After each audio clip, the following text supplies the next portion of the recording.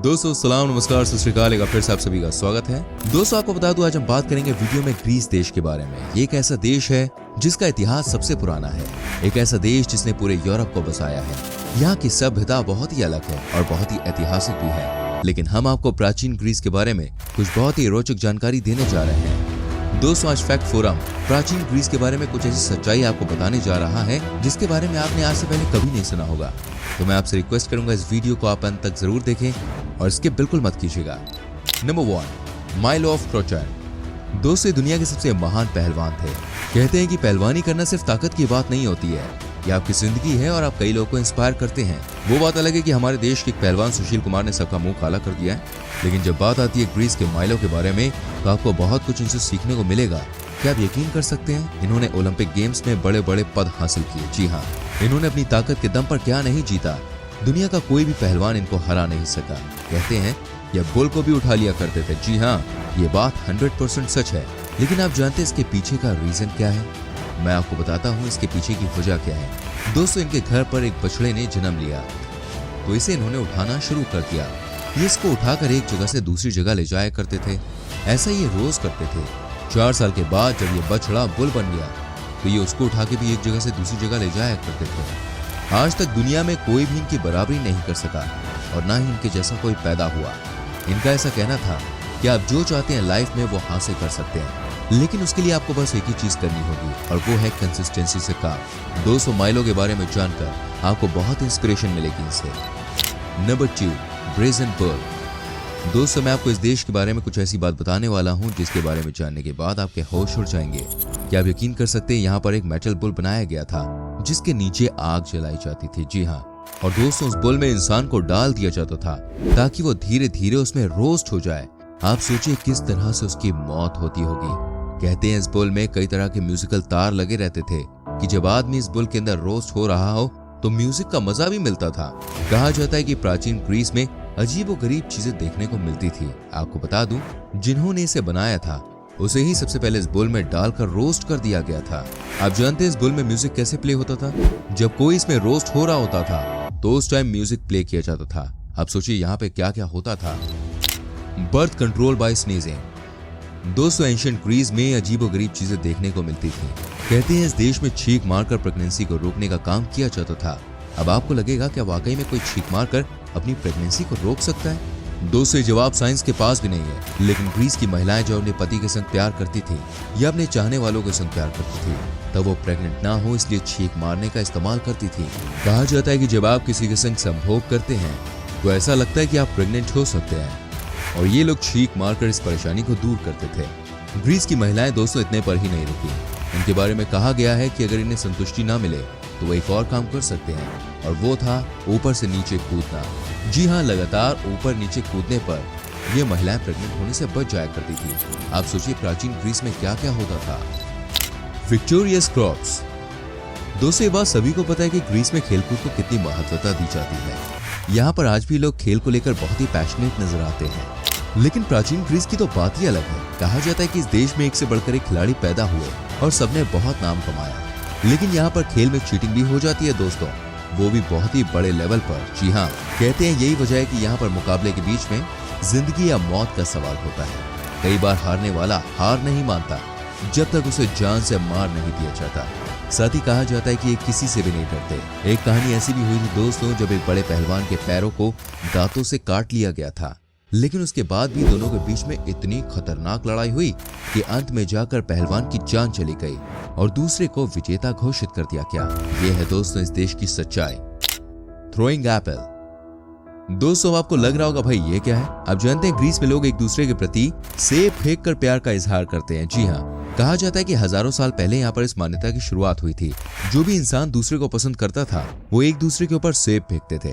कहा जाता था इस बीच में जो भी सेब को कैच कर ले, समझिए रिश्ता बिल्कुल तैयार हो सकता है। यहाँ पे कहने का मतलब ये है कि यहाँ पे अगर आपको कोई खूबसूरत सी लड़की दिख जाती है तो आप उसके ऊपर एक सेब फेंक देते हैं। इसको लेकर भी यहाँ पर भयानक लड़ाई लड़ी गई है।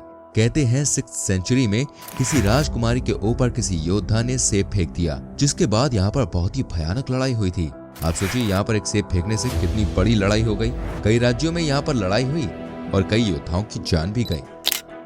फिजिंग। दोस्तों आपको बता दूं, इस देश में आज से 200 से 300 साल पहले बहुत ही गलत तरीके से सजा महिलाओं या क्रिमिनल्स को दी जाती थी। आपको यकीन नहीं होगा, लेकिन यहाँ पर महिलाओं के प्राइवेट पार्ट्स में अदरक को डाल दिया जाता था ताकि उन्हें कष्ट हो।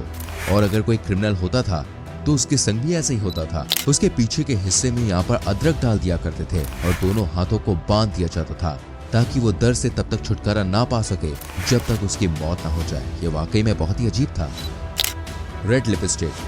दोस्तों मैं आपको बताता हूँ यहाँ पर रेड लिपस्टिक की क्या इंपॉर्टेंस थी। कहते हैं यहाँ पर जो महिला शरीर सुख देती थी पुरुषों को, उन्हें रेड लिपस्टिक लगाकर रखनी होती थी। कहते हैं यहाँ के नियम बिल्कुल अलग है। अगर कोई महिला रेड लिपस्टिक लगाए बिना ही इस तरह के काम में लिप्त पाई जाती थी तो उस पर फाइन लगाते थे।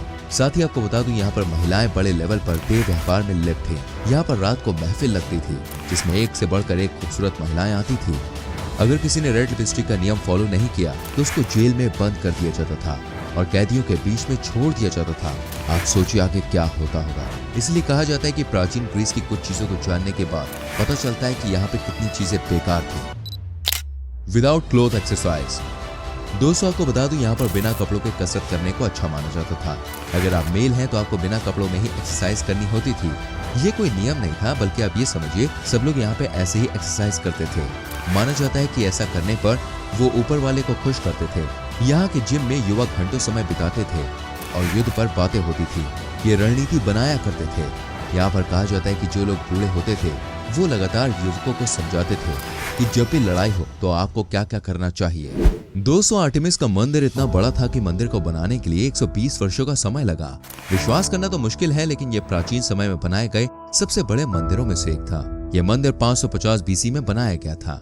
इसकी नींव 337 बाय 40 फुट थी। ये यूनान के पश्चिम तट के शहर अफासियस में मौजूद था, जिसे हम सभी तुर्की के नाम से जानते हैं। टाइलों से ढकी लकड़ी की छत के बिना पूरा मंदिर संगमरमर का बना हुआ था। यह मंदिर यूनानी देवी आर्टेमिस को समर्पण के रूप में बनाया गया था। भवन निर्माताओं जिन्होंने यह मंदिर बनाया था चेरसीफ्रोन तथा उसका पुत्र मेटागेनिस के रूप में जाने जाते थे। लेकिन यह मंदिर लंबे समय मौजूद नहीं रहा। 550 बीसी में लीडिया के राजा करियस ने एफिसस तथा एशिया माइनर के दूसरे यूनानी शहरों को जीत लिया। लड़ाई के दौरान मंदिर नष्ट हो गया। पहले के स्थान पर एक और मंदिर बनाया गया।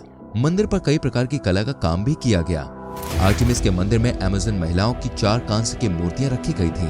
इस मंदिर की लंबाई दोस्तों 425 फुट थी और चौड़ाई थी 225 फुट। इसके 60 फुट ऊंचाई वाले कुल 127 स्तंभ थे जो छत को सहारा देते थे।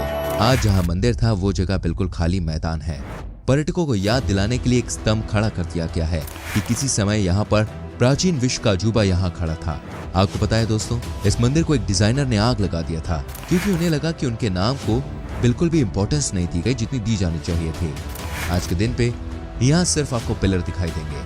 और आप जानते हैं दोस्तों, यहाँ पर दुनिया का सबसे भयानक युद्ध हुआ इस देश में। इसमें वही जीता जो सबसे तेज भागा। क्या कोई ऐसा युद्ध होगा जिसमें पहले से ही तय हार को जीत में बदल दिया गया हो, वो भी सेना को तोड़कर? ये लगभग 500 साल पहले की बात है। विशाल पर्शियन साम्राज्य अपने चरम पर था। पर्शिया के सम्राट डेरियस को यह मुगालता था कि ईश्वर उनके साथ है। डेरियस ने जितना बड़ा साम्राज्य खड़ा किया था उतना पहले देखा नहीं गया था। सिंधु नदी के किनारे से लेकर नील नदी तक सिर्फ फारसी झंडा लहरा रहा था। उस दौरान किसी भी राजा के पास इतना साहस नहीं था कि वो फारस की सेनाओं से टक्कर ले। जिस राज्य पर फारसी घेरा पड़ता उसका सीधा सा मतलब होता था आत्मसमर्पण करना है। डेरियस का मन पूरब में भर गया। वो अब पश्चिम जीतना चाहता था। उसने अब अपना रुख यूरोप की तरफ किया। उस समय यूरोप के ग्रीस में सिटी स्टेट का दौर हुआ करता था, मतलब वहाँ राज्य थे जो मॉडर्न चीज थी। इसमें मुख्य थे एथेंस, स्पार्टा और क्रांत। लेकिन आत्मसमर्पण शब्द ग्रीक शब्दावली में जुड़ा नहीं था क्योंकि 20 साल पहले ही एथेंस ने अपने राजा हेपियस से छुटकारा पाया था। अब वो एक गणराज्य था, एक गणराज्य जो कि अपनी आजादी के लिए कुछ भी दांव पर लगा सकता था। पर डेरियस को दूसरों की डिक्शनरी बदलने की आदत थी। डेरियस पहले से ही एथेंस के खिलाफ था। वजह थी लोनियन विद्रोह। लोनियन एशिया माइनर का छोटा सा ग्रीक टापू था जिसे 540 बीसी के फारस ने जीत लिया था। 499 बीसी में यहाँ पर एरिस्टोगोरस के नेतृत्व में ग्रीक लोगों ने फारसी शान के खिलाफ विद्रोह किया। इस विद्रोह में एथेंस ने फारसी खेमे के खिलाफ अपने सैनिक भेजे। डेरियस भूला नहीं था इस बात को। उस वक्त के राजा मान और अपमान भूला नहीं करते थे, न ही दोस्ती और दुश्मनी। हर रोज खाने के वक्त डेरियस का एक सेवक उसके कानों में कानाफूसी किया करता था। एथेंस को सबक सिखाना है ये बोलता था। डेरियस ने अपने सबसे भरोसेमंद जनरल डेटिस को इस सैन्य अभियान का जिम्मा सौंपा।